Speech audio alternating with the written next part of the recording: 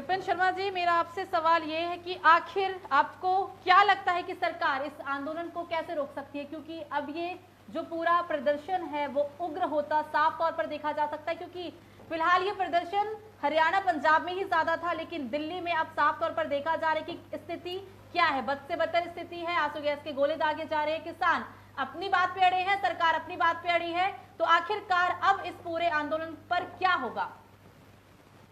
देखिए, सर्वप्रथम मैं कहना चाहूंगा कि किसान जो है वो राष्ट्र निर्माता होता है और राष्ट्र निर्माण में किसान का एक बहुत अहम योगदान है। और किसान अगर नाराज है या सड़कों पे है, आंदोलन कर रहा है, तो उसके पीछे निश्चित बात है कि वजह है। लेकिन यहाँ पर मैं एक बात बोलना चाहूँगा कि यहाँ पर समझना पड़ेगा कि आप नीतियाँ जो अगर सरकार कुछ नए रिफॉर्म्स लाते हैं तो उसके पीछे भी वजह होती है कि आप पिछली सरकारों की बात करें तो वहाँ पर उनको बोला जाता था कि पॉलिसी पैरालिसिस एक शब्द का इस्तेमाल करते थे। प्लानिंग कमीशन था, प्लानिंग कमीशन के बाद नीति आयोग बना, और यहाँ पर ये देखना पड़ेगा कि कैसे आप, उद्देश्य क्या है, इसका मकसद क्या है। जो ये 3 नए किसान बिल आए उसका मतलब क्या है, उसका सीधा जो सरकार का एक प्रयास है कि जो आप किसान है उनको सशक्त करें, एम्पावरमेंट ऑफ फार्मर्स। और यहाँ पर देखिए, बातचीत के जरिए, एक बातचीत की प्रक्रिया जब चल रही है उसके बीच में आंदोलन, ये मैं समझता हूँ कि इस समय अभी भी सरकार को पहल करनी चाहिए। और जितने विपक्षी नेता हैं, आप अगर पंजाब के मुख्यमंत्री, हरियाणा के मुख्यमंत्री मिल के बैठे प्रधानमंत्री के साथ, तो यहाँ पर कुछ समाधान निकलना चाहिए, क्योंकि किसी को भी ये हक नहीं मिलता कि वो, जब राष्ट्र निर्माता अपनी जगह पे, लेकिन अगर राष्ट्र संपत्ति को नुकसान पहुंचता है, अभी तो ये एक भरोसा जताया जा रहा है कि किसान बड़े एक शांतिपूर्वक तरीके से आंदोलन कर रहे हैं या वो दिल्ली आने की कोशिश कर रहे हैं। लेकिन देखिए, अगर आग में घी डालने का काम कोई भी राजनीतिक दल करे या नेता करे तो स्थिति बिगड़ने में समय नहीं लगता। और यहाँ पर क्योंकि वैश्विक महामारी का दौर है, कोरोना काल में हम लोग जी रहे हैं, क्योंकि सिक्के के दोनों पहलू हैं। कुछ अच्छी बातें भी हैं किसान इस बिल में, लेकिन अगर कुछ बातें, जैसे आप अगर समझे मंडियों के लिए, मंडी की बात, कुछ लोगों को ऐसा लग रहा है कि मंडी बिल्कुल हट जाएगा, मंडी सिस्टम। उसके बाद जो बीच के बिचौलिए हैं या कमीशन एजेंट्स जो इतने सालों से जिनका रोजगार चल रहा था, वो लोग बिल्कुल काम से अलग हो जाएंगे।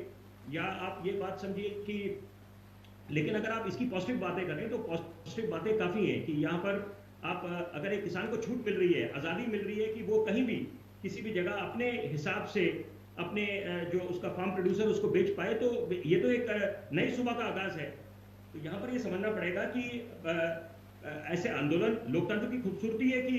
आप अपनी आवाज उठाएं, आंदोलन करने का हक है। लेकिन यहाँ पर क्योंकि ये भी समझना है कि अगर सोशल डिस्टेंसिंग के नियमों का उल्लंघन होता है, क्योंकि कोरोना का ये तीसरा वेव अब जो बताया जा रहा है कि शुरू हो चुका है और अभी स्थिति काबू में नहीं है, यहाँ पर ये समझना पड़ेगा, इस समय की पुकार यह है कि अब मिलजुल के बैठना पड़ेगा एक मंच पे, और यहाँ पर केंद्र सरकार को पहल करनी पड़ेगी, उनके प्रतिनिधियों को, प्रधानमंत्री को खुद आके, जबकि उन्होंने अपनी तरफ से बिल्कुल साफ करा, उन्होंने बोला कि जो एमएसपी है उसमें किसी तरह का नहीं होगा, ना मंडी जा रही है। उसके बाद भी अगर यहाँ पर किसान को समझ नहीं आ पा रहा, तो वो यहाँ पर मुझे लगता है कि एक प्रक्रिया करनी पड़ेगी कि यहाँ पर आपस में बैठ के। और यहाँ पर मैं एक बात जरूर बोलना चाहूंगा, क्योंकि सिक्के के दोनों पहलू हैं,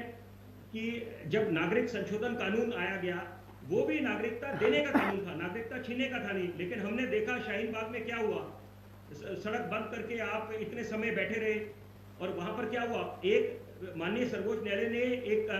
3 वार्ताकार नियुक्त करे थे। जब उनसे बातचीत चल रही थी तो क्या नौबत आन पड़ी कि जाफराबाद में दंगे फसाद हुए, वहां पर मेट्रो को पहले बंद करना पड़ा, और फिर लोग उग्र हो गए, और देखा कितना जान मान को नुकसान पहुंचा। दिल्ली जब बिल्कुल जल गई थी। इस दरमियान सीए वाली स्थिति तो साफ तौर पे अब देखी जा रही है, क्योंकि अब वापस मेट्रो बंद है, सरकार इस कानून को समझाने में विफल, कह सकते हैं कि विफल साफ तौर पर देखी जा रही है। और आज जिस तरीके से दिल्ली में ये उग्र प्रदर्शन, दिल्ली में कूच किसानों का हो रहा है, तो आखिरकार अब ये प्रदर्शन कहां जाके रुकेगा?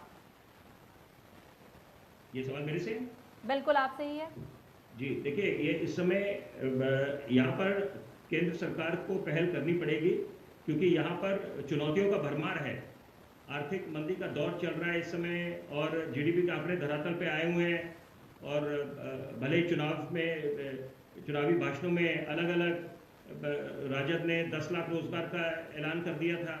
बिहार में 19 लाख का भाजपा की तरफ से ऐलान हुआ। तो यहाँ पर ये देखना पड़ेगा कि चुनौतियों का जब भरमार है, आर्थिक मंदी का दौर चल रहा है, वैश्विक महामारी का दौर है, यहाँ पर आप ये चीज़ बिल्कुल भी ये चीज़ तो और स्थिति को खराब कर देगी। अगर किसान भी इस तरह से